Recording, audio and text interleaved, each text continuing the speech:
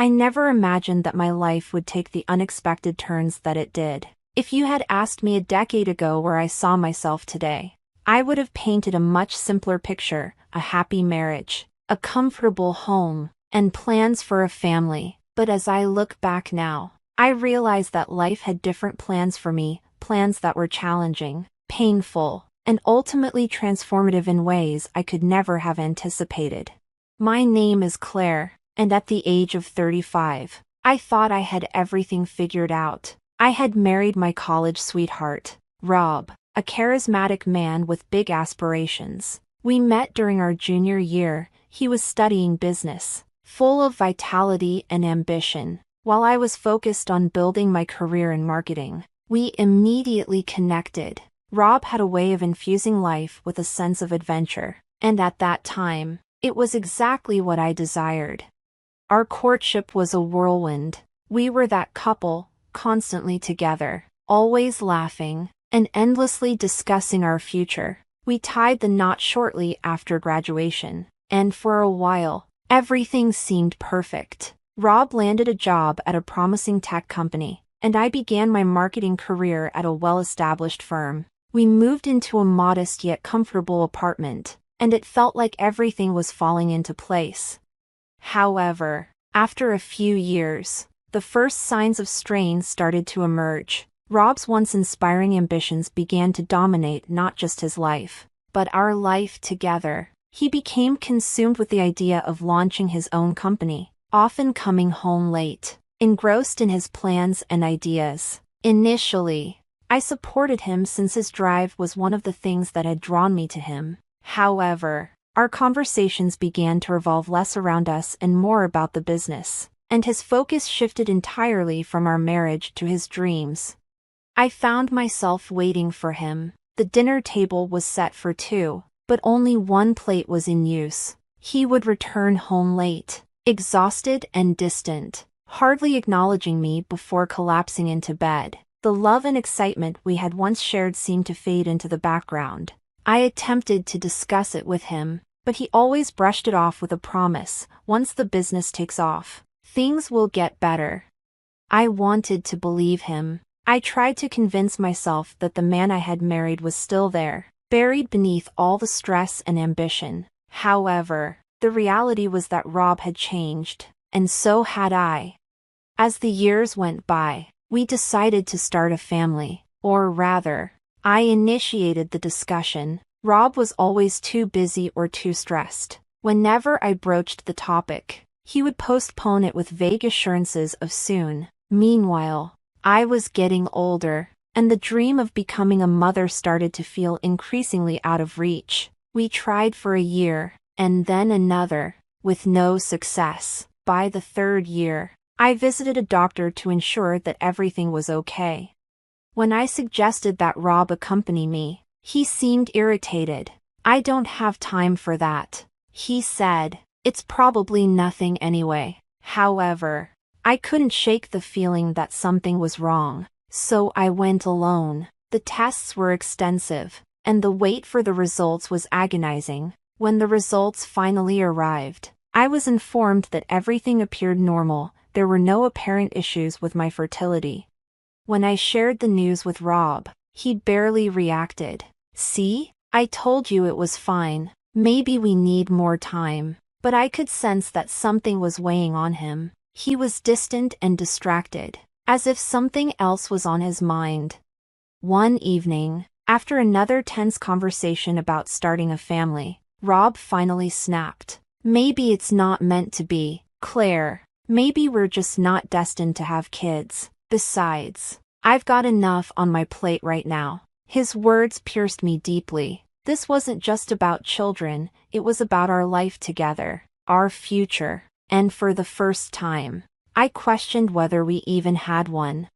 As Rob's business began to gain traction, he became more withdrawn. He worked late almost every night, frequently traveling for meetings and conferences. I hardly saw him anymore, and when I did, it felt like we were strangers living under the same roof. My attempts to rekindle our connection, to remind him of the life we had once envisioned, fell on deaf ears. He was too engrossed in his work and his success to notice what was happening to us. I recall the night when everything changed. It was a Friday, and I had prepared dinner, hoping for one of those rare evenings when Rob might return home at a reasonable hour. However, as the hours passed, the food grew cold, and my hope waned. He finally arrived around midnight, smelling of alcohol and something else that I couldn't quite place. "You're late," I said, my voice tinged with frustration. "Work," he muttered, barely glancing at me as he tossed his coat onto a chair. "You're always working, Rob. We never see each other anymore. I feel like I don't even know you." I didn't mean for it to come out so harshly, but the words spilled out before I could stop them. He sighed, rubbing his temples. "I'm doing this for us, Claire. For our future." "What future?" I snapped. "The one where you're never home? The one where we don't have kids because you're too busy to try?" Rob's face darkened. "Don't start with this again." But I couldn't hold it in any longer. "I'm tired, Rob. Tired of waiting for you to make time for me, for us. You've changed, and I don't know how much more I can take."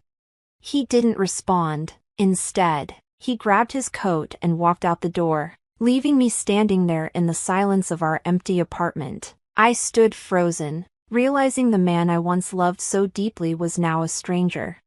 It was after that night that things began to unravel. Rob would stay out late, sometimes not coming home at all. I knew something was wrong but was too afraid to confront him.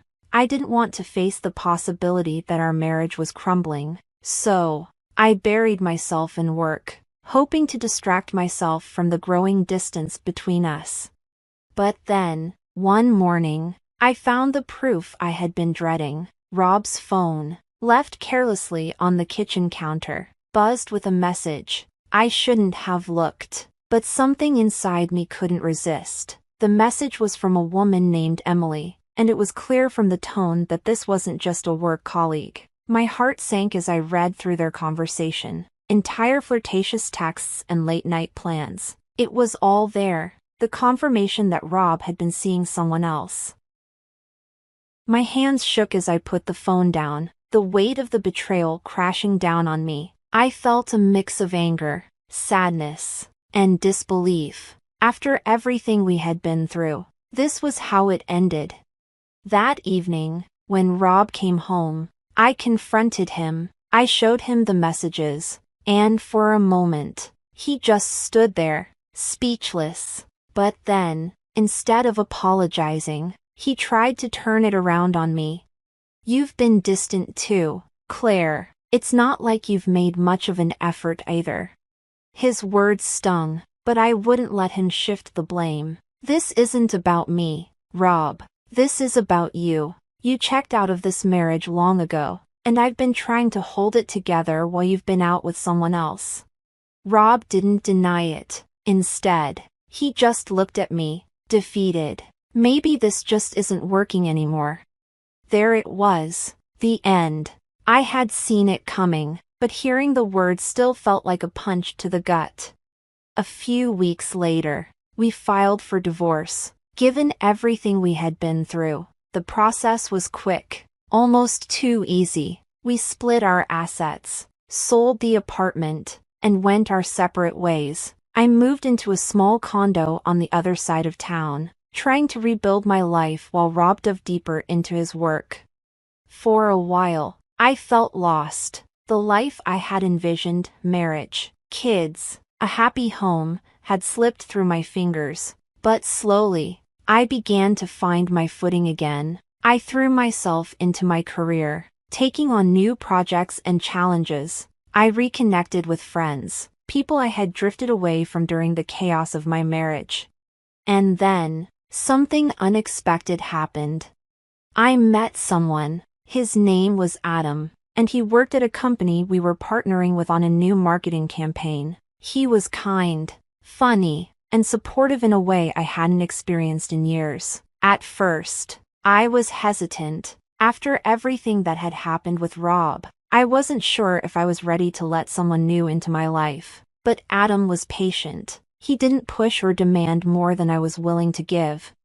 We started dating, taking things slow, and for the first time in a long time, I felt happy, genuinely happy. Adam made me feel seen and valued in a way Rob never had. He supported my dreams and ambitions and didn't make me feel guilty for wanting more out of life than just being a wife.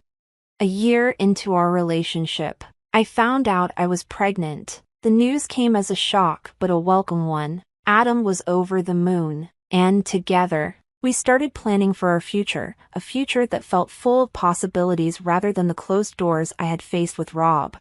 As my pregnancy progressed, I reflected on everything that had led me to this point. The pain of my failed marriage, the betrayal, the heartbreak, it had all been necessary. In a way, it had pushed me to grow, to rediscover who I was outside of being someone's wife. And now, I was ready to step into this new chapter of my life, stronger and more confident of myself than ever before. Rob, however, didn't fare well after our divorce. His business took off, but so did the rumors. I heard through mutual friends that he had been involved in a scandal, embezzling funds from his company to cover personal debts. His business collapsed, and he lost everything. Last I heard, he had moved out of the city, trying to start over. It's strange when I think back on everything. For so long, I had held on to the idea of my life with Rob, convinced that if we just worked hard enough, we could make it work. But now, standing here, with Adam by my side and our child on the way, I realize that sometimes, things fall apart so that better things can come together. Life has a funny way of surprising you, and while the road hasn't been easy, I wouldn't change a thing. Because in the end, I found my way. And that's more than enough.